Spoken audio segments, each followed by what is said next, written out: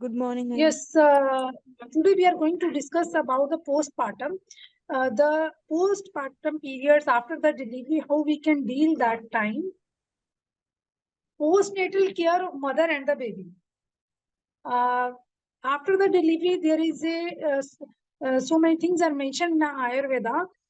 How to treat the Sutika Paricharya. In last class, we was also discuss the same. So today we are going to discuss about the modern concept or the how many visit and what the information we have to provide to the patient after the delivery. First, why this session is important. So anybody can tell me why this session is important to tell about this to the patient. This session is very important. We can identify this session into 2 to 3 parts.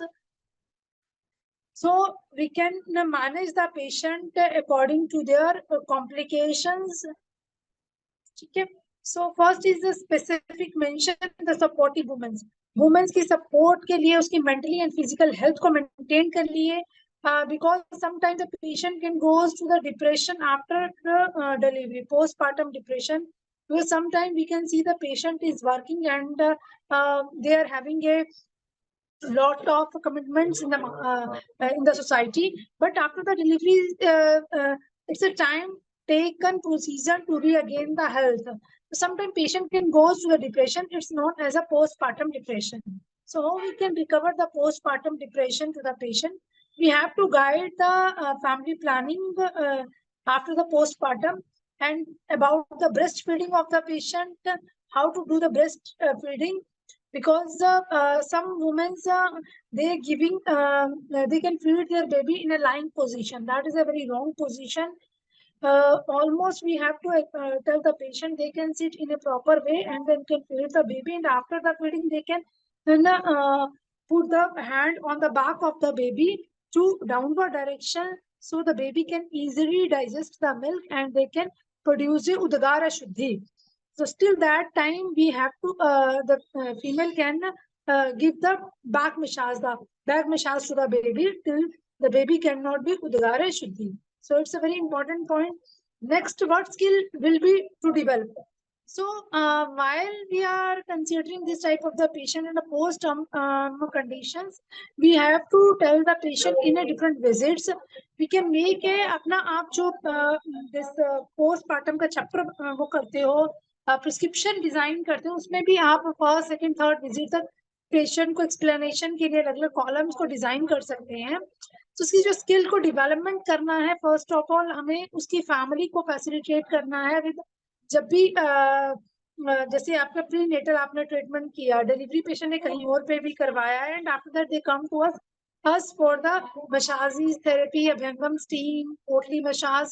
So that time you have to guide the patient to their diet, because in Ayurveda it's mentioned that the deepaniya drugs we have to give to the patient, just like a panchakola churan and trikatu churan. So in if the patient is having a more weakness, so you can advise the patient to take a little bit of rasayana chikitsa also. In that condition, we can advise the patient to take the pipli rasayana, because pipli is help to increase the lactation also.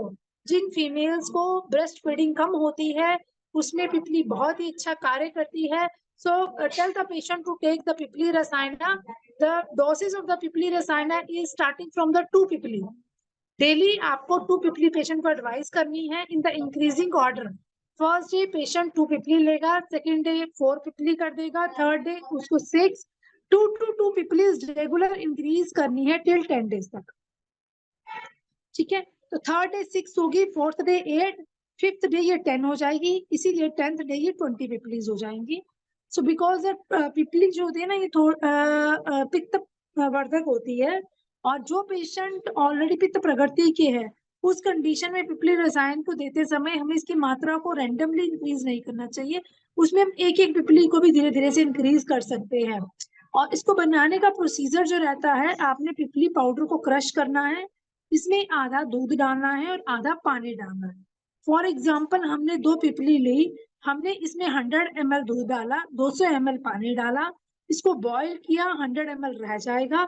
तो सुबह खाली पेट पिपली रसायन का seven patient को देना चाहिए till 21 days, 10 days in increasing order और second 10 days में इसको डिक्रीजिंग ऑर्डर में देना।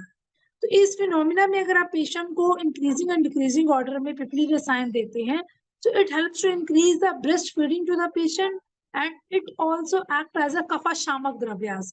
पेशेंट अगर किसी को भी एलर्जिक राइनाइटिस को कफ के इन्वॉल्वमेंट है उसकी बॉडी में, तो उसको दोनों ही डिजीजेस में बहुत अच्छा रिजल्ट मिलता है। Otherwise pippali act as a rasayana also, इसको कोई भी ले सकता है विंटर के सीजन में। सो डिलीवरी के बाद पिपली रसायन का बहुत ही अच्छा इफेक्ट आता है। Otherwise you can also take pippali rasayana. So first when you can advise the patient to skill development, उसमें जो हमारा फर्स्ट पार्ट रहेगा that is a counselling content. ठीक है, तो काउंसलिंग कंटेंट में जब हम when we are going to the counseling the patient, the counseling content में first of all assessment of the situation, post term की सिचुएशन कैसी है उसकी कोई प्रॉपर प्रॉब्लम्स है, पेशेंट को डिस्चार्ज हो रहा है, एक्सेसिव ब्लीडिंग है, पेन है। So we have to define the problem and needs and information gaps. Generate alternatives. कोई भी उसकी प्रॉब्लम है उसके लिए हमें alternatives को generate करना है, एक प्रॉपर डेवलप प्लान को डेवलप करना है, रिव्यू करना है, इवैल्यूएशन करना है। अब आता है गाइडिंग प्रिंसिपल्स क्या क्या रहते हैं। सेल्फ रिफ्लेक्शन, पेशेंट की सेल्फ रिफ्लेक्शन क्या है, उसकी एम्पैथी एंड रिस्पेक्ट क्या है उसकी, और टॉलरिंग और स्पेसिफिक नीड्स, उसकी स्पेसिफिक नीड्स क्या है। Sometime patient is having A more of back एक, सो उसमें हमें कटी बस्ती वगैरह आप पोस्ट टर्म डिलीवरी के बाद उसको एडवाइस कर सकते हो 3rd to 4th डे से, क्योंकि इमीडिएटली आचार्य ने ये मेंशन किया है कि अगर आमावस्था में है तो हमें पंचकर्म नहीं देना है। बट पोस्ट टर्म डिलीवरीज में क्या होता है कि पेशेंट के सारी ही धातु जो है क्षय अवस्था में चले जाते हैं, तो उस कंडीशन में हमें हम मसाजेज, स्टीम ये इंडिकेटेड है, इवन पोटली मसाज भी दी जा सकती है, और साइड बाय साइड पेशेंट का दीपन पाचन आप कंटिन्यू कर सकते हैं। Next is a counselling skill. Counselling skill में आप पेशेंट को क्वेश्चनिंग करके उसके आंसर्स को बताएंगे, उसको properly providing the information, breast feed उसके अलग अलग टॉपिक्स को you can provide the information about the कब कब उसको डॉक्टर को विजिट करना है, because after the delivery there is a visit within 24 hours, तो पेशेंट को डिस्चार्ज ही नहीं करना चाहिए इन a normal delivery. Now you can see in a many hospitals they can discharge the patient after the delivery of 2 to 3 hours only. When the patient can pass their urine, they can tell that you can go to the home. But ideally क्या है 24 hours जो है that is the time to observation, because sometime patient can having problems within the 24 hours, और according to the WHO recommendation भी है कि discharge जो है वो before 24 hours of the birth नहीं करना चाहिए। So that is due to the regarding the place of the birth. और अगर पेशेंट को कोई भी कॉम्प्लिकेशंस नहीं है, यूरिन स्टूल नॉर्मली पास कर लेता है, सो दे कैन 24 आवर्स के बाद आप पेशेंट को डिस्चार्ज कर सकते हैं। और इसमें जो मेन इंपॉर्टेंट पॉइंट्स रहते हैं जो पेशेंट से हमें डिस्कस करने हैं, that is the importance of having first visit जो है वो 24 आवर्स के बाद होनी चाहिए। सेकेंड विजिट जो है that is in the 7 to 14th day, 7 to 14 days के बाद पेशेंट को एक विजिट देनी चाहिए to assessment of the patient and assessment of the newborn baby. Third visit should be 4 to 6 week after the birth. So now then you can discuss with the infant feeding, breastfeeding कैसे करना है उसको, discuss with the importance of the home environment. Winter का season है तो the environment should be warm होना चाहिए। Summer का सीजन है तो they should use a good ventilation, a good hygiene, but they should not use the AC in a high temperature. They can maintain the room temperature only in winter and in summer also. So the area, अगर किसी भी area में malaria कोई भी other cases जो है वो find out हो रहे हैं मलेरिया के, डेंगू में के, तो इस कंडीशंस में हमें मदर को गाइड करना चाहिए कि वो बेबी को इस एरिया से थोड़ा सा सेपरेट करके रखे, प्रॉपर हाइजीन को मेंटेन करे, बिकॉज इसमें हमें personal hygiene after the delivery जो है वो पेशेंट की पेन्स या उसकी कई बार कंडीशन ऐसी होती है, they can not make a proper care of them, so we have to appoint somebody else, उसके साथ एक सबऑर्डिनेटर देना चाहिए, so the patient can take care of her health by a personal hygiene and a local practice by the environmental. So इसमें जो भी आप patient को लोकल हाइजीन के बारे में बोलते हैं, उनको सिसबात पाउडर से सिसबात देना है। सिसबात जो है वो patient regular of 7 to 14 days तक ले नॉर्मल डिलीवरी के बाद, और उस पेशेंट को धूपन की चिकित्सा के लिए जरूर एडवाइस करना है, बिकॉज अगर फोर्सेप डिलीवरी है, वैक्यूम्स लगते हैं, तो उसके बाद कई बार पेशेंट को डिस्चार्ज होना शुरू हो जाता है। So in that condition we have to remove the discharge of the patient. So या उसको किसी तरह का वाइट या रेडिश डिस्चार्ज हो रहा है, सो इस कंडीशन में प्रॉपर हाइजीन को हमें गाइडलाइन देनी है to maintain the hygiene with the dhupan चिकित्सा।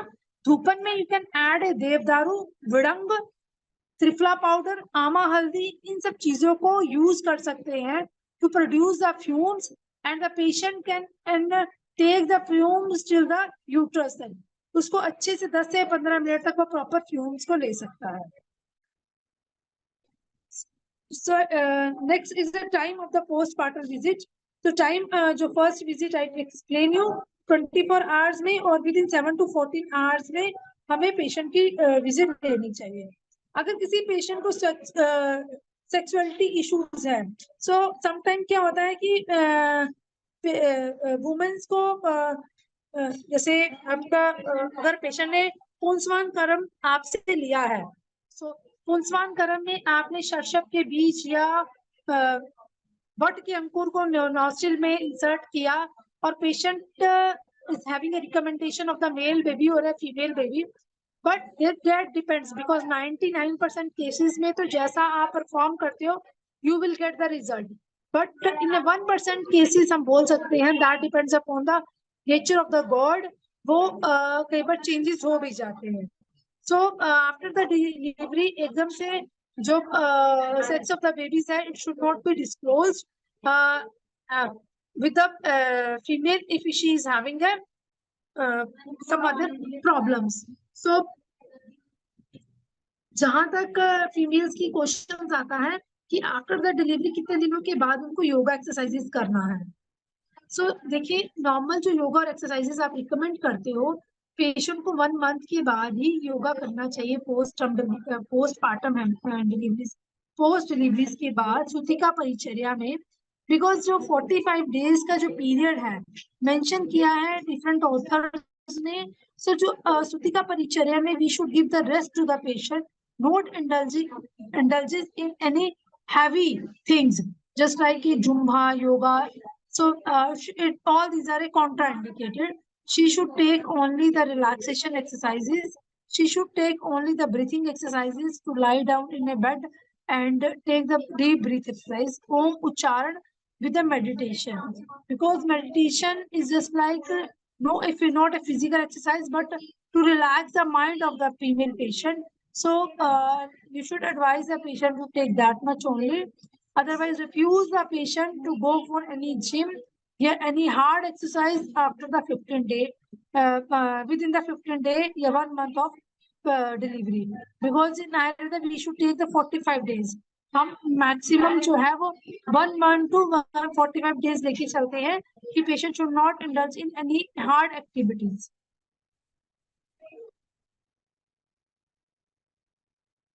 Then the counseling for the nutrition. You have to guide the patient to about the nutrition, what should take and what should not be taken. So advise the woman to take a great amount of the healthy food. Healthy food may they can take the non-veg also, just like a meat, fish, oil, nuts, salad, Caesar, beans, vegetable oil, and cheese, and milk to help the feed strong. But the patient is having a reassure that the mother that she can eat only normal food. So that is not a good, because a breastfeeding mother should take a extra nutrition value, because वो अच्छा nutrition लेगी, then only the quality of the milk should be increased. So discuss with the patient. Don't take any alcohol, tobacco, smoking. They should advise all this type of the things and beverages, and they should take a nutritional healthy food. Talk to the parents for the family member. हमें इसमें family member, husband को सबको enrolled करना चाहिए, because sometimes we can give directly हम जो भी इसको recommendation करना है, हम direct patient को recommendation करते हैं, but हमें क्या देखना है? We have to see कि who one will be going to the take care of the female. उस फीमेल के टेक केयर कौन करने वाला है? Is she is in a joint family or is she is in a nuclear family with her husband? So हमें जो counselling करनी है, मेन ऑफ उसके हस्बैंड की काउंसल करना है, या उसके पेरेंट्स जो उसकी फैमिली है उसको उसकी काउंसलिंग करनी है कि they can provide total rest to the female and they can give this to the baby. They can take care of the baby, because initially 5 to 7 days female can't take care of baby. So in that condition we have to give all the informations to the family.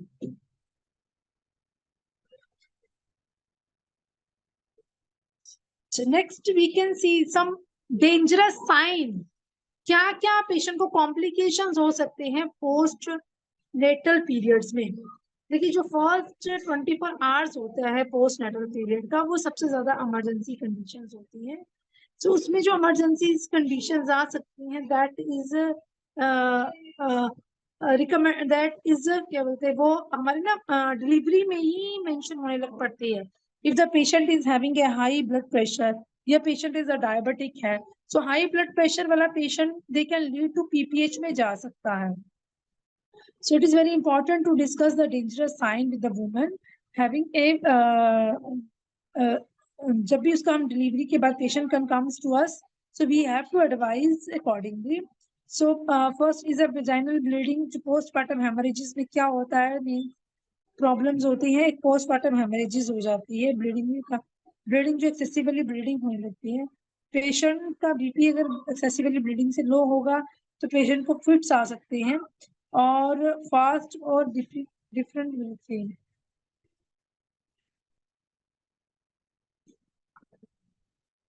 So severe headache with the bluish vision हो सकता है, fever with 2 week fever हो सकता है patient को, काफ में pens हो सकती है, रेडनेस हो सकती है, स्वेलिंग हो सकती है, शॉर्टनेस ऑफ द ब्रीथ, ये चेस्ट पेन भी सिम्टम्स जो है वो अपीयर होता है. नेक्स्ट जो है पेशेंट को और जो सिम्टम आ सकते हैं, दैट इज अ स्वेलिंग आ जाएगी red on the tendon breast के बिल्कुल मिड के हिस्से में उसको स्वेलिंग आ जाएगी और बिल्कुल रेड हो जाएगा. समटाइम क्या होता है कि पेशेंट को एपिस्टोमी लगी है और एपिस्टोमी की डायरेक्शन ही सही नहीं है, तो उस कंडीशन में यूरिन की डिलीवरिंग होना या मोशन की डिलीवरिंग होना जो है वो शुरू हो सकती है. So swelling, red or tendon. So you can see the size of the nipple and the size of the breast, and problem there is a urination or not. Sometimes patient is having a leaking problem. जो भी वो pant से पहनती है तो उसमें हल्का हल्का सा ड्रिबलिंग हो, लीकेज हो सकती है यूरिनेशन की.